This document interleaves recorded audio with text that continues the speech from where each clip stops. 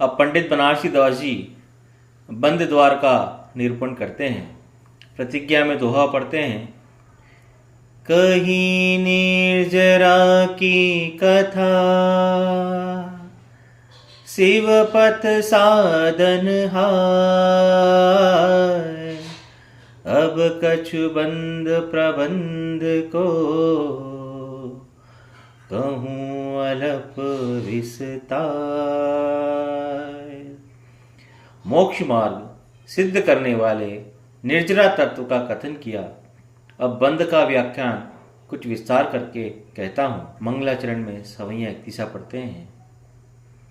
मोह मद पाई जीनी संसारी विकल कीने, याही थे अजानु बाहु बीरद बिहतु है।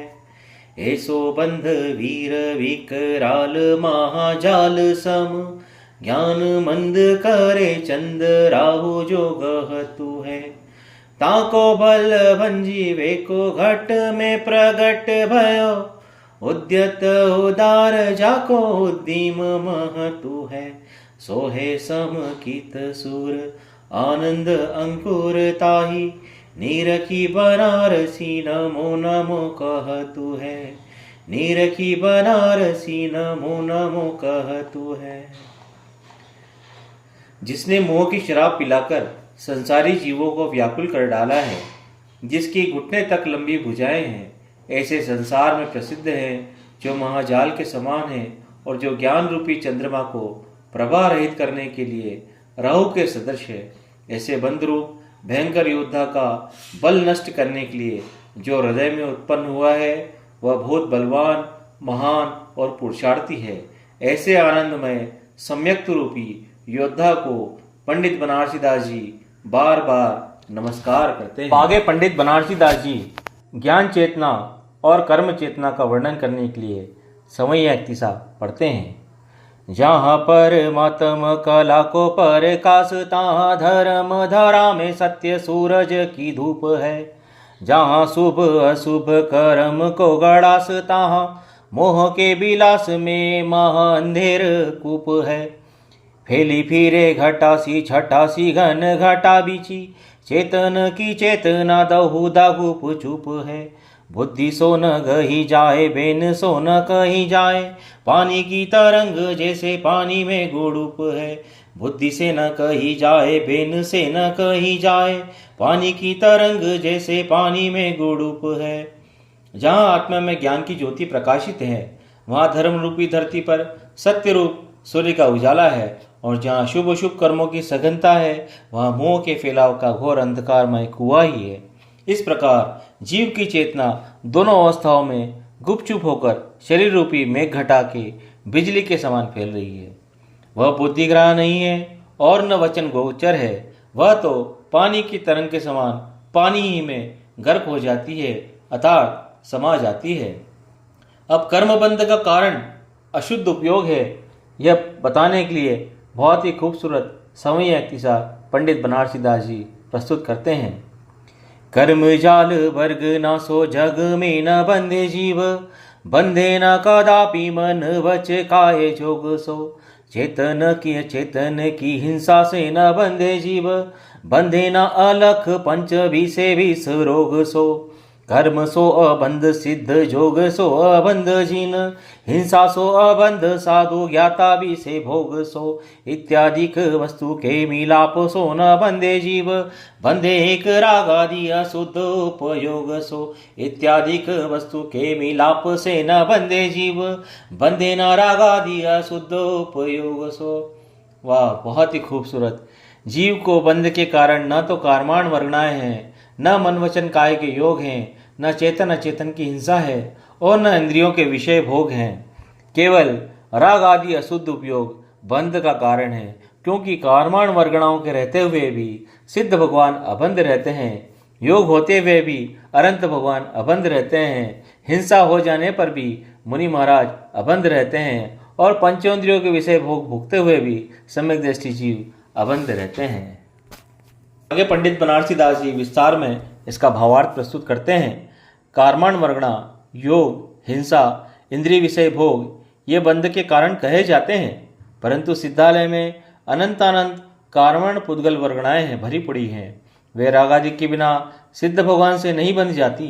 13वें गुणस्थानवर्ती अनंत भगवान को मन वचन काय के योग रहते हैं, परंतु राग देव आदि नहीं होते। इससे उन्हें कर्म बंध नहीं होता। महाव्रती साधुओं से अबुद्धिपूर्वक हिंसा हुआ करती है, परंतु राग द्वेष नहीं होने से उन्हें बंध नहीं होता। अव्रत समेत दृष्टि जीव पंचेंद्रियों के विषय भोगते हैं, पर तल्लीनता न होने से उन्हें निर्जरा ही होती है। इससे स्पष्ट है कि कार्मण वर्गणाएं योग, हिंसा और सांसारिक विषय बंध के कारण नहीं है, केवल अशुद्ध उपयोग ही से ही बंध होता है। बागे पुनः समय 31वां प्रस्तुत करते हैं। कर्म जाल वर्ग नासो वास लोकाकाश माही, मन वाच काय को निवास गति आऊ में। चेतन अचेतन की हिंसा बसे पुग्गल में, विषय भोग बरते उदय के ओर झाऊ में। रागाधिक शुद्धता अशुद्धता है अलख की, यह उपादान है तू बंध के बड़ाऊ में। याही ते विचक्षण अबंध कहोती हूँ काल, राग दोष मोहि नाही सम्मक स्वभाव में। याही ते विचक्षण अबंध कहोती हूँ काल, राग दोष मोह नाही सम्यक स्वभाव में। भावार्थ में प्रस्तुत करते हैं। कार्मण वर्गणाएं लोकाकाश में रहती हैं, मन वचन काय के योगों की स्थिति, गति और आयु में रहती है। चेतन अचेतन की हिंसा का अस्तित्व पुद्गल में है। इंद्रियों के विषय भोग उदय की प्रेरणा से होते हैं।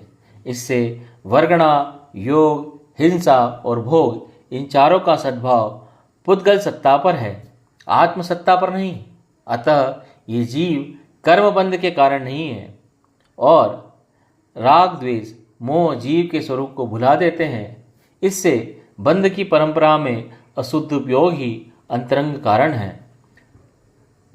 सम्यक्त्व भाव में राग द्वेष मोह नहीं होते। इससे सम्यक ज्ञानी को सदा बंध रहित कहा है। ज्ञानी अबंध है तो भी पुरुषार्थ करते हैं। सवैया 31 पढ़ते हैं। कर्म जाल जोग हिंसा भोग सो न बंधे पे, तथापि ज्ञाता उद्यमी बख्यान्यो जिन बेन में।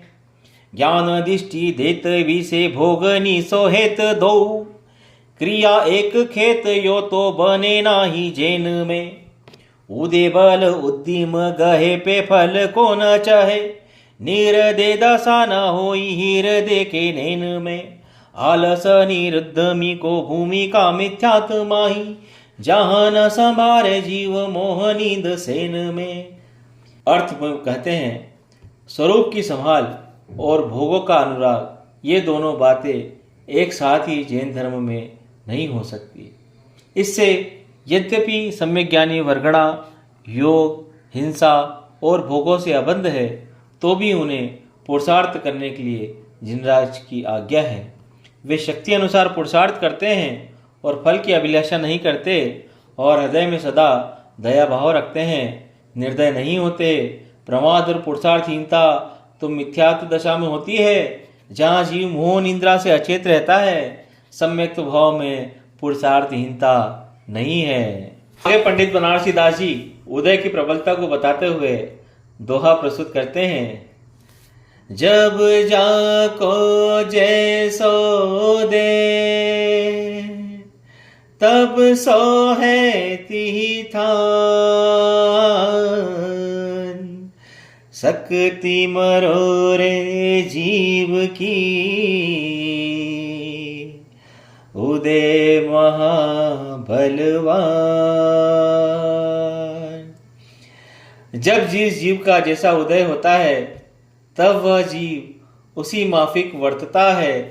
कर्म का उदय बहुत ही प्रबल होता है। वह जीव की शक्तियों को कुचल डालता है और उसे अपने उदय के अनुकूल परिणाम आता है।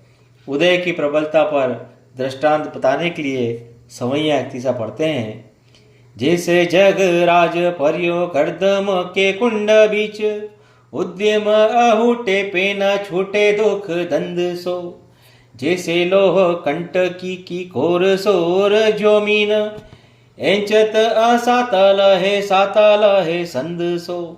जैसे महाताप सिर वाही सो गरास्यो नर, तके निज काठ ओटी सके न सुछंद सो।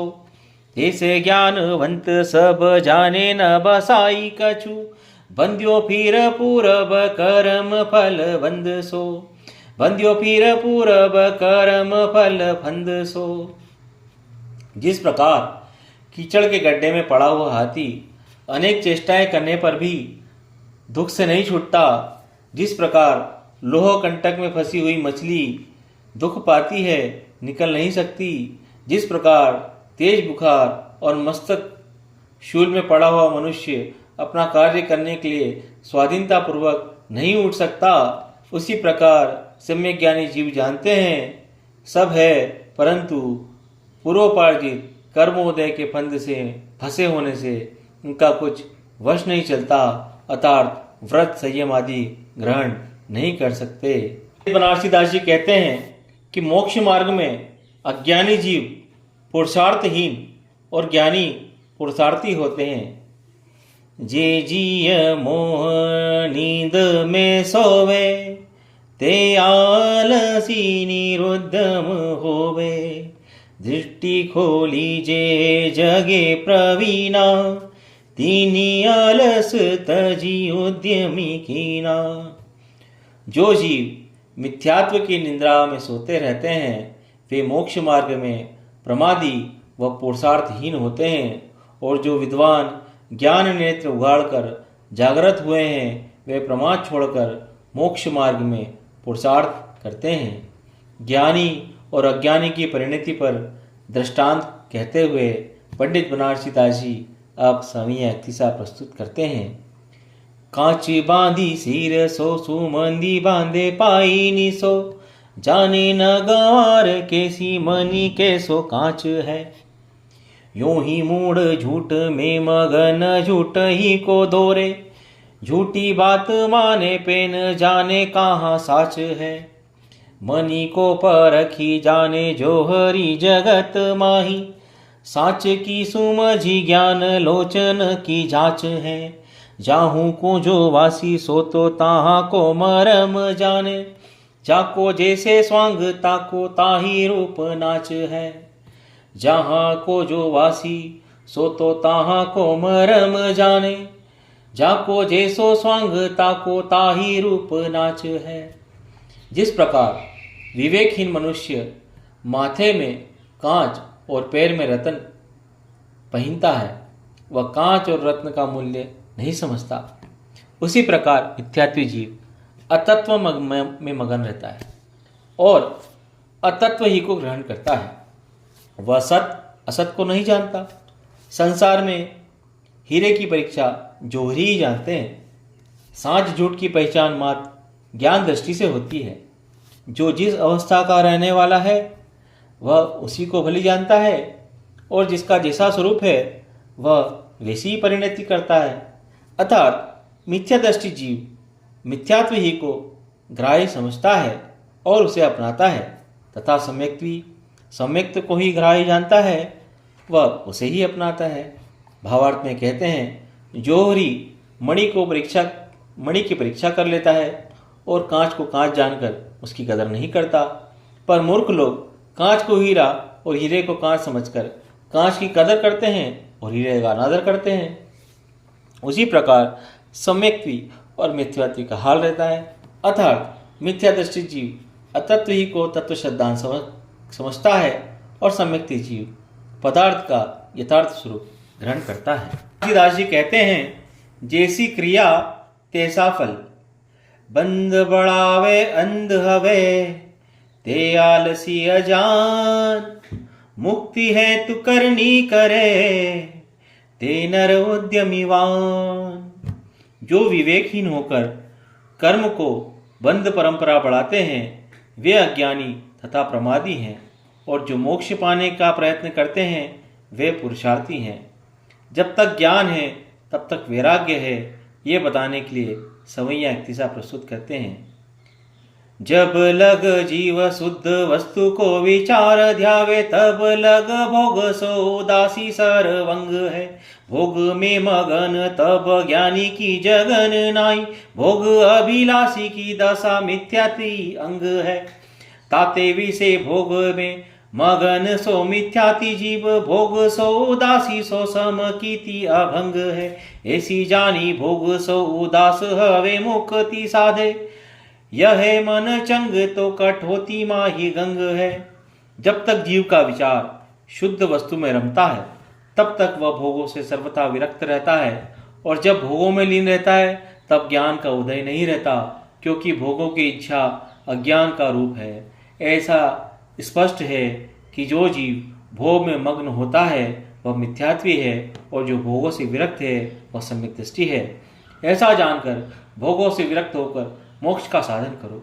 यदि मन पवित्र है तो कठोती के जल में नहाना ही गंगा स्नान के समान है, और यदि मन मिथ्यात्व, विषय, कसाय आदि से मलिन है तो गंगा आदि करोड़ों तीर्थों के स्नान से भी आत्मा में पवित्रता नहीं आती।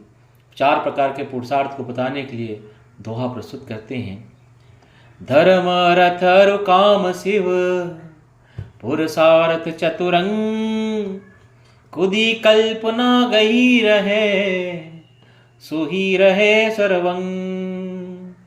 कुदी कल्पना गही रहे, सुधी गहे सर्वंग। धर्म, अर्थ, काम और मोक्ष ये पुरुषार्थ के 4 अंग हैं। उन्हें दुर्बुद्धि जीव मन चाहे ग्रहण करते हैं, और सम्यक दृष्टि ज्ञानी जीव संपूर्णतया वास्तविक रूप से अंगीकार करते हैं। 4 पुरुषार्थों पर ज्ञानी और अज्ञानी का विचार किस तरह से होता है, इसको बताने के लिए सवैया तीसरा प्रस्तुत करते हैं। कुल को आचार ताई मूर्ख धर्म कहे, पंडित धर्म कहे वस्तु के स्वभाव को। खेहू को खजाने ताही अज्ञानी अर्थ कहे, ज्ञानी कहे अर्थ दर बदर साहू को। दंपति को भोग ताही दुर्बुद्धि काम कहे, सूधी काम कहे अभिलाषी चित्त चाहू को। इंद्रलोक थान को अजान लोक कहे, मुख सूदी मुख कहे एक बंध के उभाव को। अज्ञानी लोग कुल पद्धति, स्नान, चौका आदि को धर्म कहते हैं, और पंडित लोग वस्तु के स्वभाव को धर्म कहते हैं।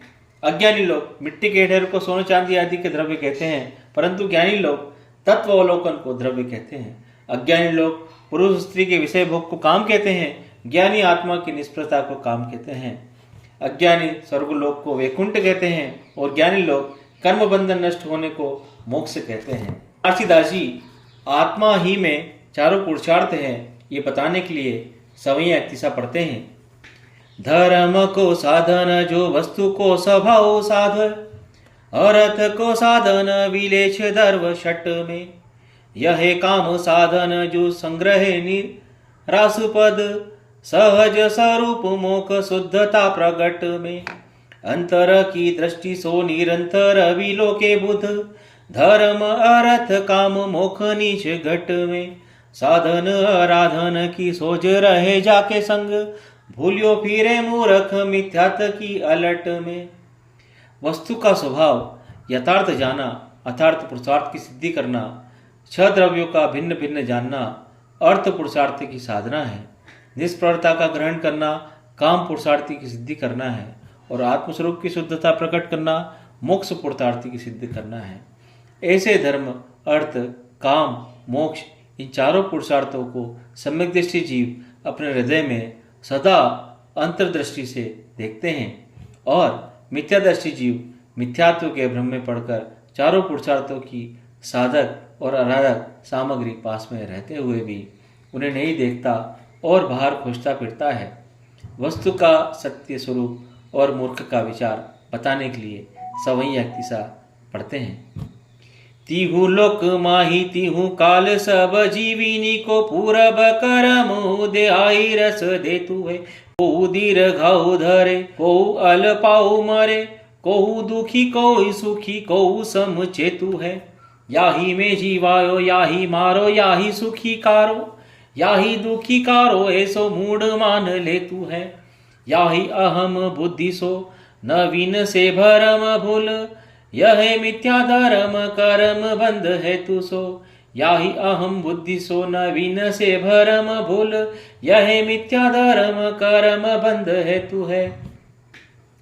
3 लोक और 3 काल में जगत में सब जीव को पूर्व उपार्जित कर्म उदय में आकर फल देता है, जिससे कोई अधिक आयु पाते हैं, कोई छोटी उम्र में मरते हैं, कोई दुखी होते हैं, कोई सुखी होते हैं और कोई साधारण स्थिति में रहते हैं। इस प्रकार मिथ्यात्वी ऐसा मानने लगता है कि मैंने इसे जिलाया, इसे मारा, इसे सुखी किया, इसे दुखी किया। इसी अहम बुद्धि से अज्ञान का पर्दा नहीं हटता और यही मिथ्यात्व है जो कर्म बंध का कारण है। तुलसीदास जी और स्पष्ट करने के लिए पुनः सवई 31 पढ़ते हैं। जहाँ लो जगत के निवासी जीव जगत में सबे अस आई को काहू के न धनी है। जैसी जैसी पूरब कर्म सत्ता बांधी जिन, तैसी उदय में अवस्था आई बनी है। एते परी जो को कहे कि मैं जीवाऊं मारू, इत्यादि अनेक विकल्प बात घनी है। सो तो अहम बुद्धि सो विकल्प भयो तीहु काल, डोले निज आत्म सकति तीन हानि है। जब तक संसारी जीव को जन्म मरण रूप संसार है, तब तक वे असहाय है। कोई किसी का रक्षक नहीं है। जिसने पूर्व काल में जैसे कर्म संता बांधी है, उदय में उसकी वैसी ही दशा हो जाती है। ऐसा होने पर भी जो कोई कहता है कि मैं पालता हूँ, मैं मारता हूँ इत्यादि अनेक प्रकार की कल्पनाएं करता है, तो वह इसी अहम बुद्धि से व्याकुल होकर सदा भटकता फिरता है और अपनी आत्मशक्ति का घात करता है। उत्तम, मध्यम, अधम और अधमाधम जीवों का स्वभाव बताने के लिए सवैया 31 प्रस्तुत करते हैं। उत्तम पुरुष की दशा जो किसमिस दाख, बाइज अभितर विरागी मृद अंग है। मध्यम पुरुष नारी हर किसी भांति लिए, बाइज कठिन होए कोमल तरंग है। अधम पुरुष बदरी फल समान जाके, बाहिर से दिखे नर माई दिल संग है। अधम से अधम पुरुष पुंगी फल सम, अंतरंग बाहिज कठोर सरवंग है। उत्तम मनुष्य का स्वभाव अंतरंग और बाह्य में किसमिस दाग के समान कोमल दयालु रहता है। मध्यम पुरुष का स्वभाव नारियल के समान बाहर तो कड़ा और अंतरंग में कोमल रहता है। अधम पुरुष का स्वभाव बेर फल के समान बाहर से कोमल और अंतरंग में कठोर रहता है। और अधमाधम पुरुष का स्वभाव सुपारी के समान अंतरंग और बाह्य सर्वांग कठोर रहता है। अब उत्तम पुरुष का स्वभाव बताने के लिए सवैया 31 पढ़ते हैं। कीच सो कनक जाके नीच सो नरेश पद, मच सीमिताई गुरुवाई जाके गारसी। जहरसी जोग जाति कहरसी करामाती, हरसी होस पुद गल छवि छारसी। जाल सो जग विलास भाल सो भुवन वास, काल सो कुटुंब काज लोक लाज लारसी। सीठ सो सूझ सुजाने बीठ सो बखत माने, ऐसी जाकी रीति ताही वंदती बनारसी। जो कंचन को कीचड़ के समान, अराज्य पद को नितांत तुच्छ लोगों की मित्रता को मृत्यु के समान, प्रशंसा को गाली के समान, योग की क्रियाओं को जहर के समान, मंत्र आदि करामती को दुख के समान, लौकिक उन्नति को अनर्थ के समान, शरीर की कांति को राख के समान, संसार की माया को जंजाल के समान, घर के निवास को वाणी की नोक के समान, कुटुंब के कार्य को काल के समान, लोक लाज को लार के समान, सुयश को नाक के मेल के समान और भाग्य उदय को विष्ठा के समान जानता है, वह उत्तम पुरुष है। उससे पंडित बनारसी दास जी नमस्कार करते हैं।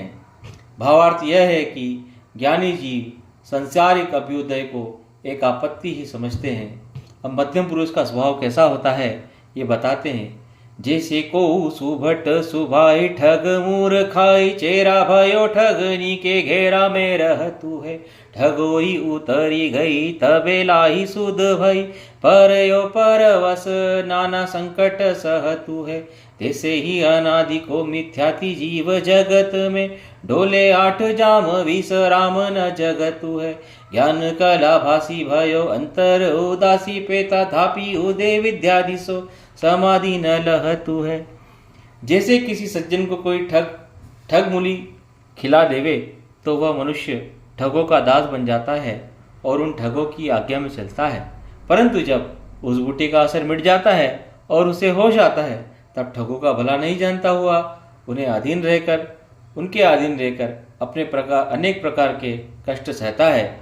उसी प्रकार अनादिकाल का मिथ्यात्वी जीव संसार में सदैव भटकता फिरता है और चैन नहीं पाता। परंतु जब ज्ञान ज्योति का विकास होता है तब अंतरंग में यद्यपि विरक्त भाव रहता है तो भी कर्म उदय की प्रबलता के कारण शांति नहीं पाता। ऐसा मध्यम पुरुष है। अधम पुरुष का स्वभाव कैसा है ये बताने के लिए सवैया एक दिशा प्रस्तुत करते हैं। जैसे रंक पुरुष के भाई कानी कोड़ी धन, ओलावा के भाई जैसो संजाही विहीन है। कुकरु के भय जो पिढोर जीरवानी मठा, सुकरु के भाई जो पुरुष एक वान है। बायस के भाई जैसे निम्ब की निम्बोरी दाख, बालक के भाई दंत कथा जो पुराण है। हिंसक के भाई जैसे हिंसा में धर्म तैसे, मूर्ख के भाई शुभ बंध निर्वाण है। जिस प्रकार गरीब मनुष्य को एक फूटी कौड़ी भी बड़ी संपत्ति के समान प्रिय लगती है, उल्लू को संध्या ही प्रभात के समान इष्ट होती है, कुत्ते को वमन ही दही के समान रुचिकर होता है, कौवे को नीम की निम्बोरी दाग के समान प्रिय होती है, बच्चों को लौकिक वार्ताएं ही शास्त्रवत रोचक होती है, हिंसक मनुष्य को हिंसा ही में धर्म दिखता है, उसी प्रकार मूर्ख को पुण्यबंध ही मोक्ष के समान प्रिय लगता है। ऐसा अधम पुरुष होता है। अब अधमा अधम पुरुष का स्वभाव कैसा होता है वो बताते हैं। कुंजर को देखी जैसे रोष करी भूसे स्वान, रोष करे निर्धन विलोकी धनवंत को। रेन के जग्यों के विलोकी चोर, रोष करे मिथ्यामति, रोष करे शोधत सिद्धांत को। हंस को विलोकी जैसे काग मन, रोष करे अभिमानी, रोष करे देखत महंत को। सुख भी को देखी जो कुवा की मन, रोष करे त्यो ही दूर जन, रोष करे देखी संत को। जिस प्रकार कुत्ता हाथी को देखकर क्रोधित होकर भौंकता है, धनाढ्य पुरुष को देखकर निर्धन मनुष्य क्रोधित होता है, रात में जागने वाले को देखकर चोर क्रोधित होता है, सच्चा शास्त्र सुनकर मिथ्यात्वी जीव क्रोधित होता है, हंस को देखकर कौवा क्रोधित होता है, महापुरुष को देखकर घमंडी मनुष्य क्रोध करता है, सुखवी को देखकर कुकवी के मन में क्रोध आता है। उसी प्रकार सत्पुरुष को देखकर अधमाधम पुरुष क्रोधित होता है। पंडित बनारसी दास जी कहते हैं, सरल को सट कहे वक्ता को ढीठ कहे, विनय करे तासो कहे धन को अधीन है। क्षमी को निभल कहे धमी को आदत्ति कहे, मधुर वचन बोले तासो कहे दीन है। धर्मी को दम्भी निस प्रही को सुगमानी कहे, तिस न घटावे तासो कहे भागहीन है। जहाँ साधु गुण देखे तीन को लगावे दोष, ऐसो कछु दुर्जन को हृदय मलिन है। अधमाधम पुरुष सरल चित्त मनुष्य से मूर्ख कहता है, जो बात चित्त में चतुर होवे उसे ढीठ कहता है। विनयवान को धन के आश्रित बतलाता है, क्षमावान को कमजोर कहता है, संयमी को कृपण कहता है, मधुभाषी को गरीब कहता है, धर्मात्मा को ढोंगी कहता है, निष्प्रही को घमंडी कहता है, संतोषी को भाग्यहीन कहता है। अर्थात जहाँ सद्गुण देखता है वहाँ दोष लगाता है। दुर्जन का हृदय ऐसा ही मलिन होता है। पंडित बनारसी दास जी मिथ्या दृष्टि की अहम बुद्धि का वर्णन करने के लिए चौपाई पढ़ते हैं। मैं करता मैं किन्हीं कैसी, अब यूं करो कहो जो ऐसी। ए विपरीत भाव है जामे, सो बरते मिथ्यात्व दशा में। मैं कहता हूँ मैंने यह कैसा काम किया जो दूसरों से नहीं बन सकता। अब भी मैं जैसा कहता हूँ वैसा ही करूँगा। जिसमें ऐसे अहंकार रूप विपरीत भाव होते हैं वह मिथ्या दृष्टि होता है। अब पुनः आगे विस्तार बताने के लिए दोहा प्रस्तुत करते हैं। अहम बुद्धि मिथ्या दशा, धरे सो मिथ्यावन। विकल भयो संसार में, करे विलाप रंत। अहंकार का भाव मिथ्यात्व है। यह भाव जिस जीव में होता है वह मिथ्यात्वी है। मिथ्यात्वी संसार में दुखी हुआ भटकता है और अनेक प्रकार के विलाप करता है।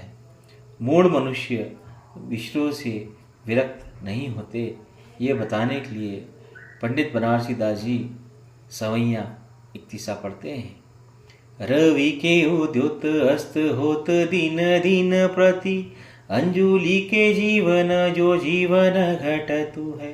काल के ग्रसत छीन छीन होते छीन तन, और के चलत मानो काठ सो कटतु है। एते परि मूर्ख न खोजे परमारथ को, स्वार्थ के हेतु भ्रम भारत ठठतु है।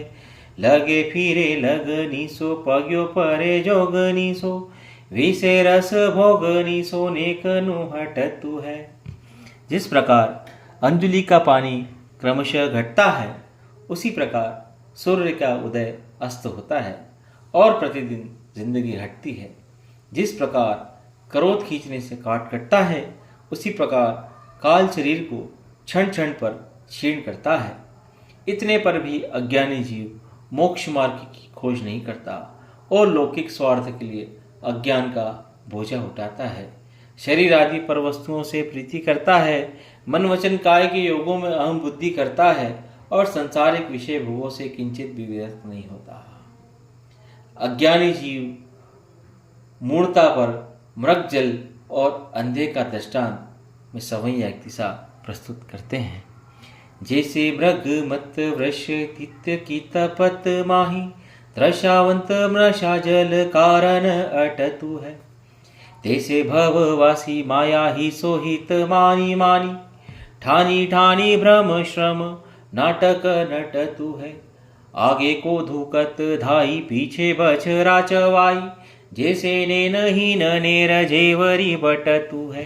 तैसे मूढ़ चेतन सुकृत कर तुति करे, रोवत हसत फल खोवत खटतु है। जिस प्रकार ग्रीष्म काल में सूर्य का तीव्र ताप होने पर प्यासा मृग उन्मत्त होकर मिथ्या जल की ओर बढ़ते ही दौड़ता है, उसी प्रकार संसारी जीव माया ही में कल्याण सोचकर मिथ्या कल्पना कर संसार में नाचते हैं। जिस प्रकार अंध मनुष्य आगे को रस्सी बटता है, भांजता है जावे और पीछे से बछड़ा खाता जावे, तो उसका परिश्रम व्यर्थ जाता है। उसी प्रकार मूर्ख जीव शुभाशुभ क्रिया करता है, वह शुभ क्रिया के फल में हर्ष और अशुभ क्रिया के फल में विषाद करके क्रिया का फल खो देता है। अब पंडित बनारसी दास जी अज्ञानी जीव के बंधन से सुलझ सकने पर दृष्टांत में सवैया इक्तिसा प्रस्तुत करते हैं। लिए दृढ़ पेच फिरे लोटन कत बूर सो, उलटो अनादि को न कहूँ सा लूटतु है। जाको फल दुख ताही साता सो कहत सुख, सहत लपेटी असी धारा सी चटतु है। ऐसे मूढ़ जन निज संपदा न लखे क्यों ही, यूं ही मेरी मेरी निसी वासर रटतु है। याही ममता सो पर मारत विनसी जाई, कांजी को परस पाई दूध जो फटतु है। जिस प्रकार लोटन कबूतर के पंखों में मजबूत पेच लगे होने से वह उलट पुलट फिरता है, उसी प्रकार संसारी जीव अनादिकाल से कर्म बंधन के पेच में उल्टा हो रहा है। कभी सन्मार्ग ग्रहण नहीं करता और जिसका फल दुख है, ऐसी विषय भोग की किंचित सहायता पर को सुख मानकर सहेज लपेटी तलवार की धार को चाटता है। ऐसा अज्ञानी जीव सदाकाल पर वस्तुओं को मेरी मेरी कहता है और अपने अनादि विभूति को नहीं देखता। पर द्रव्य के इस ममत्व भाव से आत्महित ऐसा नष्ट हो जाता है जैसे कि कांजी के स्पर्श से दूध फट जाता है। अब अज्ञानी जीव की अहम बुद्धि पर दृष्टांत में सवैया इक्तिसा प्रस्तुत करते हैं। रूप की न झाक ही ये कर्म को डाक पिए, ज्ञान दबी रयो मीर गांक जैसे धन में। लोचन की डांक सोन माने सदगुरु हाक डोले मूड राख सोनी सांकती उपन में टांक एक मांस की डली सोता में तीन फाक तीन कोसे आंक लिखे रख्यो काहू तन में तासो कहे नाक ताके राखी वेको करे कांक लाख सो खड़ग बांधी बाक धरे मन में। अज्ञानी जीव को अपने स्वरूप की खबर नहीं है। उस पर कर्मोदय का डांग लग रहा है। उसका शुद्ध ज्ञान ऐसा दब रहा है जैसे कि चंद्रमा मेघों से दब जाता है। ज्ञान नेत्र डेग जान से वह सद्गुरु की शिक्षा नहीं मानता। मूर्खतावश दरिद्री हुआ सदैव निशंक फिरता है। नाक है सो मांस की एक डली है, इसमें तीन फांक है। मानो किसी ने शरीर में तीन का अंक ही लिख रखा है, उसे नाक कहता है। उस नाक अहंकार के रखने को लड़ाई करता है, कमर से तलवार बांधता है और मन में वक्रता ग्रहण करता है। पंडित बनारसी दास जी अज्ञानी की विषयासक्तता पर दृष्टांत प्रस्तुत करते हैं। जैसे को कुकर धुतित सूखे हाड़ चाबे हाड़ नीके कोर चहु और चुबे मुग में गाल तालु रस नाम सूड़ नीको मांस फटे चाटे निज रुधिर मगन स्वाद सुख में तैसे मूड विषयी पुरुष रीति रीति ठाने तामे चित्त साने हित माने खेद दुख में देखे पर तछ बल हानि मल मुत खानी गहे न गलानी पगे रहे राग रुख में। जिस प्रकार भूखा कुत्ता हड्डी चबाता है और उसकी नोक चारों ओर से मुख में चुभ जाती है, जिससे गाल तालू जीभ तथा जबड़ों का मांस फट जाता है और खून निकलता है, उस निकले हुए अपने ही रक्त को वो बड़े स्वाद से चाटता हुआ आनंदित होता है, उसी प्रकार अज्ञानी विषय लोलुपी जीव काम भोगों में आसक्त होकर संताप और कष्ट में भलाई मानता है। काम क्रीड़ा में शक्ति की हानि और मलमूत्र की खानी साक्षात दिखती है तो भी ग्लानि नहीं करता, राग द्वेष में मगन ही रहता है। पंडित बनारसी दास जी कहते हैं, जो निर्मोही है वह साधु है। इसको प्रस्तुत करने के लिए अडिल प्रस्तुत करते हैं। सदा कर्म सो भिन्न सहज चेतन कयो मोह विकलता मानी मिथ्याति है रयो करे विकल्प अनंत मति धारिके सोमनि ज्योतिर होई ममत निवारिके। वास्तव में आत्मा कर्म से निराला है, परंतु मोह के कारण स्वरूप को भूलकर मिथ्यात्वी बन रहा है और शरीर आदि में अहम बुद्धि करके अनेक विकल्प करता है। जो जीव परद्रव्य से ममत्व भाव छोड़कर आत्म स्वरूप में स्थिर होता है वह साधु है। सम्यक्दर्शी जीव आत्म स्वरूप में स्थिर होते हैं, ये बताने के लिए सवैया इक्तिसा प्रस्तुत करते हैं। असंख्यात लोक परवान जे मिथ्यात भाव ते व्यवहार भाव केवली उकत है। जिनको मिथ्यात्व गयो सम्यक दरस भयो ते नियत लीन व्यवहार सो मुकत है। निरविकल्प निरुपाधि आत्म समाधि साधि जे सुगुण मुख पंथ को डुकत है। ते जीव परम दशा में थीर रूप हुए के धर्म में धोखे न कर्म सो रुकत है। जिनराज का कथन है कि जीव के जो लोकाकाश के प्रदेश के बराबर मिथ्यात्व के भाव अध्यवसाय है, वे व्यवहार नहीं से है। जिस जीव को मिथ्यात्व नष्ट होने पर सम्यक दर्शन प्रकट होता है, वह व्यवहार छोड़कर निश्चय में लीन होता है। वह विकल्प और उपाधि रहित आत्म अनुभव ग्रहण करके दर्शन ज्ञान चारित्र रूप मोक्ष मार्ग में लगता है और वही परम ध्यान में स्थिर होकर निर्वाण प्राप्त करता है। कर्मों का रोका नहीं रुकता।